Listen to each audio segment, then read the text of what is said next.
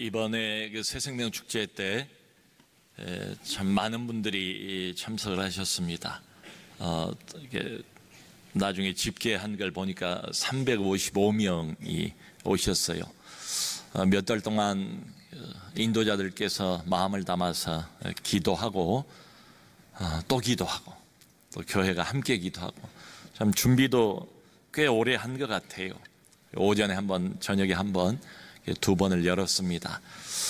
참 이렇게 많은 분들이 와주셔서 감사한데요. 예수 안 믿는 사람이 또 예배당 한 번도 안 와본 사람이 지인의 이제 권유에 끌려서 오기는 왔겠지요. 근데 오는 게 절대로 쉬운 일은 아니라고 생각합니다. 변수가 많아요. 또 못 오게 막는 이런 방해 세력도 분명히 있습니다. 그 마가복음 4장을 보면 예수님께서 그 유명한 씨 뿌리는 비유 말씀을 하시지 않습니까? 농부가 때가 되어서 밭에 나가서 씨를 뿌렸대요. 근데 거기서 말씀하는 그 농부는 하나님이세요. 그리고 하나님이 밭에 뿌렸다는 그 씨는 하나님의 말씀입니다. 근데 맨 첫 번째 비유가 이런 거예요. 씨를 뿌리긴 했는데 일부가 길가에 떨어지게 됐대요. 그러자 새들이 와가지고 즉시 먹어버렸대요. 예수님이 그 비유를 스스로 본인이 해석을 또 하세요. 하시면서 뭐라고 말씀하시는가 하면 길가에 떨어진 씨앗 그리고 새가 와서 먹어버렸다, 이걸 이렇게 말씀하세요. 이건 말씀을 들을 때 사탄이 즉시 와서 뿌려진 말씀을 빼앗는 것이요, 말씀이 영혼의 밭 위에 떨어지긴 했어요. 그런데 사탄이 즉시 와서, 이 표현에 좀 주목할 필요가 있습니다. 말씀의 싹이 자라나지 못하도록 즉시 사탄이 와서 그걸 제거해버렸대요. 자, 이걸 보면 사탄은 불신자가 복음을 듣는 것을 극도로 이걸 꺼려하는구나, 싫어하는구나, 수단 방법을 가리지 않고 이걸 막으려고 애를 쓰는 거죠. 그러니까 보이지 않은 영역에서 참 치열한 전투가 벌어지고 있다. 영혼을 빼앗으려고 하고 뺏기지 않으려고 하는 이런 전투가 지금도 진행 중입니다. 오늘 본문도 이런 관점에서 보면 아주 치열한 영적인 전투 현장이에요. 지금 정식 산헤드린 재판이 열렸잖아요. 죄인은 한 사람, 바울입니다. 근데 재판을 진행을 하다가 큰 소동이 일어나지 않았습니까? 사두개인 파와 바리새인 파가 나뉘어져 가지고 그냥 바울이 찢겨 죽을까 천부장이 염려가 될 정도로 바울을 빼내서 군대 막사 안으로 안전하게 지금 이송한 이런 장면을 우리가 보았습니다. 여러분, 여기서 이제 상황이 종료가 되면 좋은데 그렇지는 않아요.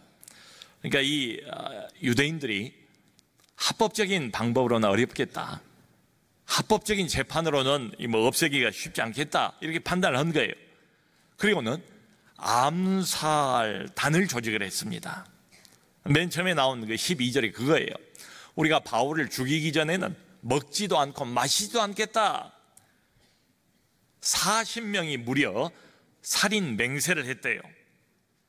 살인을 위한 동맹을 맺은 거예요, 이 사람들이. 그리고는 자기들에게 동조하는 대제사장들과 장로들을 설득을 했습니다.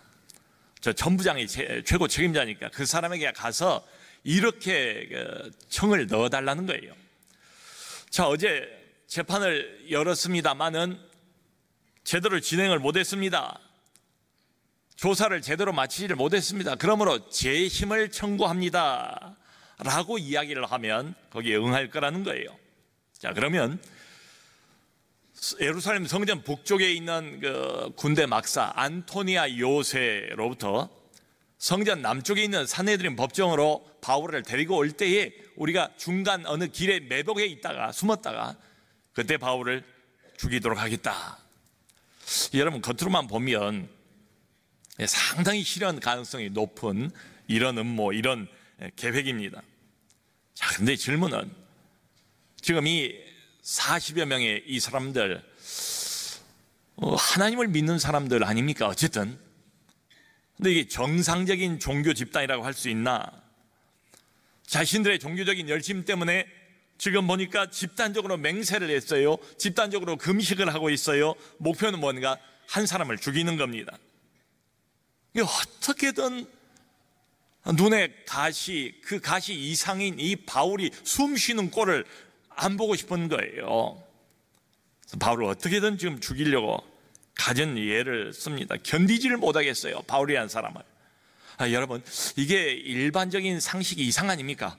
얼마나 지독한 미움입니까? 적대감입니까? 근데 오늘날도 상황은 비슷해요. 사단은 하나님의 백성들 별로가 아니죠. 아주 매우 싫어합니다. 요즘 흔히 하는 말로 사단의 극혐. 그 중에서도 복음 전하는 사람, 복음 전파자의 입을 막으려고 애를 쓰지요. 이게 이상한 일이 아닙니다. 옛날부터 그랬어요. 여러분, 하고 많은 예수 믿는 사람들 중에서 특별히 사단이 최우선적인 타깃으로 노리고 있는 사람이 누군가 하면 복음 전파자입니다. 입만 열었다 하면 복음을 전하는 사람, 입만 열었다 하면 오직 예수를 말하는 사람, 이런 사람 얼마나 미워하겠어요? 싫어하겠어요? 그러니까 대제사장 아나니아가 바울에게 그러잖아요. 저 입을 치라. 근데 입을 못 막았어요. 생각대로 진전이 안 된 거예요. 그러자 암살을 시도하는 겁니다. 자, 여러분, 이렇게 보면 상황은 아주 최악인 것 같아요. 그리고 오늘 이제 본문을 이렇게 앞뒤를 보면 좀 아쉬운 게 있어요. 뭔가 하면 예루살렘 교회입니다. 지금 예루살렘 성전 가까이서 벌어지고 있는 일 아닙니까? 지금 예루살렘 교회가 수만 명의 성도들이 있는 큰 교회가 되지 않았습니까? 그런데도 불구하고 예루살렘 교회가 하나님의 종이 이런 고난 가운데 있는데 그를 도왔다 이런 말이 없어요. 적어도 본문에는 감옥 안에 갇혀있는 복음 전파자인 바울을 위해서 예루살렘 교회가 기도했다 이런 암시도 없어요. 이렇게 보면 바울 혼자 호롤단신, 절체절명의 위기에 놓여 있는 것처럼 보입니다. 근데 바울은 오늘 바울의 이 태도나 바울이 보이는 이런 분위기, 했던 말을 미뤄서 짐작해 보건대 전혀 흔들리지 않고 매우 침착한 바울의 모습을 봅니다. 왜 그럴까요? 바로 전날 밤에 주님이 직접 나타나셨잖아요. 바울 옆에 섰잖아요. 서셔서 바울에게 직접 격려해 주시지 않았습니까? 담대하라. 예루살렘에서 내가 나에 관해서 증거한 것처럼 로마에서도 증거하여야 하리라. 주님의 직접적인 격려를 받고 난 다음 날 바울의 태도를 우리가 짐작해 볼 수 있지 않습니까? 주님이 나타나셨던 그 순간을 어떤 신학자가 이렇게 묘사를 했어요. 주님이 나타난 바로 그 순간, 깊은 지하 감옥은 주님을 모신 성소로 변했고 칠흑같이 어두운 밤은 주님의 빛으로 환한 대낮으로 바꿔졌다. 아멘. 겉으로 보면 객관적으로는 그래요. 적대 세력이 그냥 증가할 만큼 증가해서 암살단까지 조직이 될 정도니까요. 여러분, 먹지 않는 것은 이해가 가요. 근데 사람이 마시지 않고 며칠을 견딜 수 있을까요? 우리는 이 바울이라는 작자를 죽이기 전에는 먹지도 않고 마시지도 않겠다. 그러니까 그 정도로 이 한 사람에 대한 적이감, 미움, 증오, 이게 아주 극에 달했다는 이야기 아니겠습니까? 적대 세력, 한복판에 바울 홀로 놓여 있는데요, 바울은 온전한 확신을 가지고 있습니다. 로마까지 내가 가게 될 것이다. 상황이 어떻게 변한다 할지라도 이쯤 되면 이미 하나님 손에 사로잡힌 사람이에요. 상황에 좌우되질 않습니다. 목표는 주어졌어요. 그 목표를 향해서 한 걸음씩 믿음으로 전진해가고 있는 하나님의 사람을 봅니다. 여러분, 우리 크리스찬들은 삼중고를 겪고 있다고 저는 생각이 돼요. 안 믿는 사람, 세상 사람들은 그냥 일중고만 겪으면 돼요. 그런데 믿는 사람들은, 들어보세요. 왜 삼중고인가 하면, 세상 사람들이 당하는 어려움은 죄다 우리도 더 당하잖아요. 하나님이 심하다 때마다, 원할 때마다 기적을 베풀어 주십니까? 일사천리로 뭐 그렇게 끌어가십니까? 안 그러지요. 우리도 경제적인 어려움, 육체적인 어려움, 관계적인 어려움, 온갖 세상 사람 당하는 어려움 다 당해요. 그것만 있는 건 아니잖아요. 그러면서도 좁은 길 가야 되고 십자가 지라고 말씀하시고 하나님께 순종해야 돼요. 그것뿐인가요? 또 치열한 영적 전투, 이걸 감당해야 돼요. 그러니까 삼중고 맞지요. 여러분, 그러므로 그야말로 정상적인 그리스도인의 생활을 한다는 게 결코 쉽지가 않은 거지요. 자, 그런데 한 가지 꼭 기억하기를 바라는 것은, 바울도 몰릴 때까지 몰렸습니다. 조집사님도 몰릴 때까지 다 몰렸어요. 인생 막바지예요, 어떻게 보면 객관적으로. 근데 아무리 어려워도 한 가지 잊지 말고 기억할 것, 주님이 함께 하신다. 그리고 함께 하시는 그 주님이 모든 것을 사실은 컨트롤하고 계시다. 하나님이 인도하시고 하나님이 자기 백성들을 보호하신다. 여러분, 이게 성경이 일관적으로 반복해서 우리에게 강조하고 있는 내용이잖아요. 하나님이 우리를 보호하시고 우리를 인도하시는데요, 때로는 이 말이 어울릴 것 같아요. 사자성어 신묘막측, 정말 예상하지 못했던 이런 환경을 만들기도 하시고요, 뜻밖의 사람의 도움을 받기도 하시고요. 그 뜻밖의 사람이 누군가 하면 오늘 본문에서는 바울의 조카입니다. 바울의 생질, 바울의 친조카가 어떻게 이 암살단의 음모를 알게 됐어요. 그러니까 이런 거 질문하면 곤란해요. 어떻게 해서 바울의 조카가 이 몇몇 특별한 사람들만 알고 있는 이 비밀스러운 암살의 음모를 알게 되었을까? 그리고 어떻게 해서 이 젊은 청년이라고 생각이 되는데 이 조카가 군대 막사가 있는 로마의 병영 안으로 자유롭게 들어갈 수가 있었을까? 이런 질문을 아무리 던져도 여기는 해답이 안 나와 있어요. 본문의 초점이 지금 그게 아니에요. 그 음모를 먼저 눈치를 채고 삼촌에게 달려가서 삼촌인 바울에게 말을 했대요. 바울이 백부장에게 이야기를 하고 백부장이 이 청년을 데리고 천부장에게로 안내를 한 거예요. 이 천부장이 손을 잡고 이 청년을 다른 데로, 조용한 데로 데리고 가서 독대를 했답니다. 그러니까 이 조카가 자기가 알고 있는 암살 음모를 낱낱이 다 고한 거예요. 지금 40명의 암살단이 조직이 돼서 바울을 죽이기 전에는 먹지도 않고 마시지도 않겠다고 단단히 벼르고 있습니다. 분명히 정식 요청이 올 겁니다. 당신에게 재심을 요청하는 청원이 있을 터인데 그 중간 가는 길에 매복했다가 지금 바울을 죽이려고 단단히 벼르고 있으니까 절대로 그 사람들의 말을 따르지 마시기를 바랍니다 라는 이야기까지 해주는 거예요. 그러니까 이 이야기를 듣고 전부장인 루시아 아닙니까? 글라우디오 루시아. 이 루시아가 사태의 심각성을 인식을 했어요. 그리고는 즉각적으로 조치를 취합니다. 바울의 조카에게 아무에게도 이 사실, 내게 말한 이 사실을 말하지 말라. 지금 이게 극비리에 진행이 되고 있는 암살 음모거든요. 이게 만일에 누설이 됐다, 발각이 됐다, 이게 알려지면 이 사람들이 또 어떻게 수를 바꾸어서 나올지를 몰라요. 그러니까 아무에게도 말하지 말고 입 다물고 있어라. 그리고는 바로 그날 밤에 극비리의 무슨 007 작전처럼 바울을 가이사랴로 이송을 시킵니다.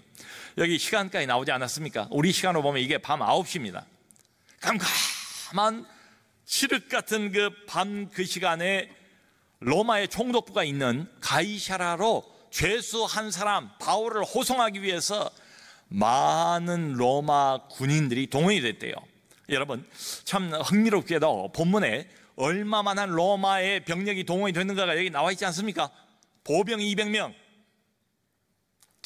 창을 쓰는 로마 군인 창병 200명, 그리고 말을 타는 기병 70명, 무려 470명, 어마어마한 군대가 죄수 한 사람을 호송하기 위해서 다 달라붙은 거예요. 여러분, 요 정도 숫자 470명이면은 예루살렘 경호대의 절반 훨씬 이상이에요. 자, 여러분 어떻습니까? 우리가 과잉보호라는 말을 하잖아요. 이런 말이 어울릴지 모르겠어요. 우리 하나님의 자기 종 바울을 향한 과잉보호처럼 보이지 않습니까? 이보다 더 안전할 수 있습니까? 바울 한 사람을 겹겹이 둘러싸고 무장한 로마 병사들 470명이 그 밤을 달려서, 그때 당시에 유대를 지배하고 통치하던 로마 총독은 벨릭스입니다. 벨릭스에게로 호송을 한 장면이, 결국 벨릭스가 로마까지 보내거든요. 주님 뜻대로 되는 거거든요. 여러분 생각해 봅시다. 지금 이 천부장인 글라우디오 루시아가 왜 이렇게 하지요? 무슨 마음으로 이렇게 하지요? 바울 보니까 참 안 됐다, 바울을 향한 어떤 불쌍히 여기는 이런 동정심이 우러나서 그랬을까요? 아니면 바울이 너무 사랑스러워서 바울에 대한 애정 때문에 이러는 것일까요? 아니면 자기도 들어보니까 야, 이 사람이 복음, 기쁜 소식 말하는데 이거야말로 모든 인류가 들어야 할 귀한 복음이구나, 그 복음을 귀하게 여기서 이런 일을 하는 걸까요? 아니면 이런 일을 공공실 작전을 벌리면서 야, 내가 지금 모든 사람을 이롭게 하는 하나님 나라를 돕고 있는 중이야, 이런 생각을 했겠습니까? 전혀 그런 생각 일체 없지요. 이 루시아가 이렇게 나오는 것은 딱 한 가지 이유밖에 없어요. 여기가 예루살렘 아닙니까? 자기 관할 구역 아닙니까? 자기가 여기 경비 총 책임자 아닙니까? 근데 이 사람은 죄수라고는 해도 로마 시민권을 가지고 있는 사람이에요. 그러니까 자기 관할 구역에서 로마 시민권을 가지고 있는 사람이 무고하게 암살을 당하게 됐을 그때에 자기에게 돌아올 책임, 자기에게 돌아올 문책, 이게 두려운 거예요. 두려움 때문에 지금 이런 일을 하는 것 아니겠어요? 네, 여러분, 만일에 두려움만 본다면 많이 아쉽죠. 일반적으로는 그게 맞지요. 상식적으로는 이해가 가지요, 그렇게 설명을 하면. 근데 성경이 말하고 싶은 건 거기서 끝나는 게 아니에요. 뭡니까? 성경이 말하고 싶은 것은 분명한 건 뭡니까? 하나가 더 있지요. 중요한 것이지요. 하나님께서 루시아의 마음을 움직이신 것이다. 아멘. 우리 하나님께서 믿지 않는 천부장, 믿지 않는 로마 관리까지도 사용하셔서 바울을 보호하시고 로마까지 안전하게 하나님이 이송하시는 것이다. 이게 그냥 일어난 게 아니다. 이게 우연이 아니다. 이 모든 일련의 사태 배후에 하나님의 간섭과 하나님의 손길이 섬세하게 작용하고 있다. 실시간으로 하나님께서 자신의 종을 지키시는 장면이다. 그 하나님의 손길을 보아야만 됩니다.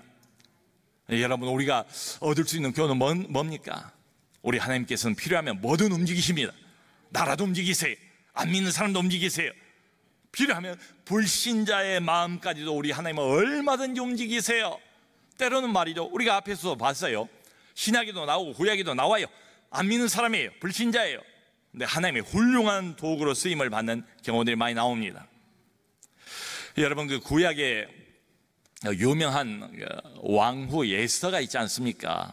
구약에 에스더서라는 책이 있어요. 그 왕후 이름이 에스더예요. 그 책의 배경을 대강은 아실 거예요. 이게 페르시아 제국의 왕 아하수에로 왕 때 있었던 특별한 사건입니다. 전 세계를 제패하는 최강국의 왕이지요. 근데 이인자가 누군가 하면 하만이라는 사람이에요. 이인자 하만은 굉장히 거만하고 아주 포악한 탐욕스러운 이런 인물입니다. 그런데 유대인이 마음에 안 든 거예요. 그 중에서 특별히 이 에스더 왕후의 삼촌이 된 모르드게가 마음에 안 들어요. 이거 머리를 숙이려고 하지도 않고 이 유대인이란 작자들은 여호와 하나님이라고 이상한 신을 자기들이 섬기는데 다른 신은 인정도 안 하려고 하고, 그러니까 눈에 가시예요. 그 미움이 아주 극에 달해서 하나님의 백성을 다 몰살시킬 작정을 합니다. 아하수에로 왕의 마음과 신임을 얻어서 유대인들을 한날 한시에 남녀노소를 완전히 인종 청소를 하기로 이미 정해졌어요.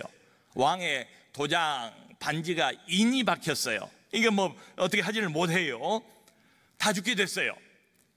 바로 그때에 관한 특별한 기록이 에스더서에 나와요. 하나님이 반전, 드라마틱한 반전을 이루십니다. 그 에스더서 6장 1절을 보면 이래요. 이 밤에 왕이 잠이 오지 아니하므로, 이렇게 시작을 해요. 그러니까 죽을 날짜는 다 정해놨어요. 그 직전입니다. 근데 어느 특별한 날 밤이었대요. 이상하게 그날 밤은 아하수에로 왕이 잠이 안 오는 거예요. 자, 여러분, 질문은 이겁니다. 누가 왕의 잠을 막으셨을까요? 깊은 밤중에 잔치를 벌릴 수도 없고 딴짓 할 수도 없고 잠이 안 오는 거예요. 그냥 그게 무료하게 시간을 보낼 수는 없잖아요.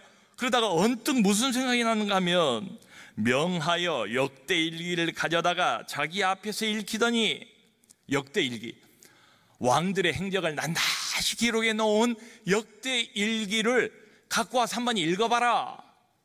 평소에 늘 이랬을 것 같지는 않아요. 근데 이날은 이상하게 그걸 읽어보고 싶은 거예요. 들어보고 싶은 거예요. 역대일기를 가져와서 읽는데 거기에 아주 놀라운 한 사건을 발견하게 됐습니다. 뭔가 하면 아주 오래전에, 자기도 다 잊어버렸는데, 왕하고 가까이 있는 넷이 두 사람이, 그 넷이들 이름까지 나와 있어요. 넷이 두 사람이 왕을 암살할 음모를 꾸몄대요. 근데 그 음모를 모르드게, 이 에스더의 삼촌인 모르드게가 미리 알고 그것을 알려줬어요. 그래서 자기 목숨을 건진 거예요. 그게 기록이 돼 있는 거예요. 그걸 들은 거예요. 오랜 후에, 그날 밤에. 그리고 물어봅니다. 이 모르드게에게 그래서 참 귀한 일을 했는데 무슨 보상을 해줬는가? 아무 보상도 받지를 못했습니다. 이럴 수가. 그러면서 반전이 일어납니다. 여러분, 결론은 어떻게 되는지 여러분들이 다 아시죠? 유대인들은 건짐을 받고 모르드게의 목을 장대에 높이 매달라고 세워놓은 그 막대기 끄트머리에 하만의 목이 달리지 않습니까? 여러분, 이게 무엇을 말합니까? 하나님의 백성을 몰살하려고 하는 사단의 관계에, 완벽하게 보이는 계획에 이미 왕의 인장 도장까지도 찍혀져 있는 허락이 난 이런 사건인데요, 하나님이 막으셨다 이거지요. 이게 어떻게 보면 매우 자연스러운 일, 우연히 일어난 일, 그럴 수도 있겠다, 고개를 끄덕이면서 그럴지 모르지만, 사실은 뭡니까? 팩트는 뭡니까? 하나님께서 자기 백성들을 보호하기 위해서 초자연적으로 간섭하셨다, 아멘, 이거죠. 여러분, 지금 공식적인 최고의 권력 집단인 사내들인 공의회와 40명의 암살단이 한패가 되지 않았습니까? 이거 뭐 바울이 꼼짝달싹 할 수 있겠습니까? 빠져나갈 수 있겠습니까? 함정에 완전히 빠진 것 아니에요? 꼼짝없이 죽을 수밖에 없지요. 근데 하나님이 막으셨다. 아무리 완벽한 인간의 간계라 할지라도 하나님께서 막으시면 결코 성공할 수 없다, 이 말이지요. 그래서 지난번 매일 성경 신명기서를 보지 않았습니까? 그 신명기서 1장 보면 그게 모세의 고별 설교예요. 유언처럼 이제 곧 적과꿀이 흐르는 가나안 땅에 들어갈 이스라엘 백성들을 놓고 모세가 마음을 다져서 마지막으로 하는 설교가 신명기서예요. 그 1장 첫 부분 보면 그 이야기가 나오잖아요. 두려워하지 마라, 두려워하지 마라. 우리보다 앞서 행하시는 하나님, 우리를 위해서 싸우시는 하나님. 그리고 지난 40년도 너희가 보지 않았느냐, 확인하지 않았느냐, 낮에는 구름 기둥으로 밤에는 불 기둥으로 우리를 보호하시고 안내하시는 하나님, 그 하나님만 의지하라 라고 모세가 권면한 대목이 나옵니다. 이번에 그 새생명 축제 지나고 난 뒤에 아주 흥미로운 이야기를 이것저것 들었습니다. 말하자면 새생명 축제 우리는 VIP들이 목표였는데 부수 효과도 있다. 부수 효과가 꽤 많아요. 어떤 경우는 이렇답니다. 이분이 교회는 안 나와요. 교회 등록도 당연히 안 했어요. 그냥 목장만 나와요. 믿음 생활을 오래 하신 분이 아니에요. 근데 마음속에 그 감동이 있더라는 거지요. 어떤 한 사람 VIP로 기도하고 모시고 오고 그날 이 자리에 앉게 하고 싶은 간절한 마음이 들더래요. 근데 보니까 자기는 교회 등록도 안 하고 교회도 안 나왔어요. 그래서 어떻게 했을까요? 자기부터 등록을 했다. 여러분, 이게 우연일까요? 그럴 수도 있지. 뭐 상식적으로 그게 당연하지 않나? 당연하게 생각하고 우연으로 생각하고 상식으로 생각하면 그뿐이겠죠. 근데 그렇게 봐서는 안 되는 거죠. 오늘 본문을 보면 하나님의 간섭이다, 하나님의 역사다. 여러분, 이런 생각이 들었어요. 저는 우리 하나님은 한 가지 사건을 진행을 하시면서도 그것을 10가지로 활용할 수 있는 분이구나. 심지어는 바울의 고난, 우리 조 집사님의 고난, 그런 고난까지, 우리가 당하고 있는 고난까지도 결국은 합력해서 선을 이루시는 분이시구나. 아멘. 바울을 이렇게 기기묘묘한 방법으로 완벽하게 보호하신 하나님, 동일하신 하나님이 우리를 보호하고 계신 줄로 믿습니다. 어렵고 힘들지만 낙심하지 마시고, 동일하신 하나님이 우리의 하나님인 것을 기억하시고, 그분이 나를 보호하시고 인도하신다는 것을 아시고 입을 닫지 말고 담대하라. 복음을 전하면서 이 믿음 갖고 전진하는 우리 모두가 될 수 있기를 주님의 이름으로 축원합니다.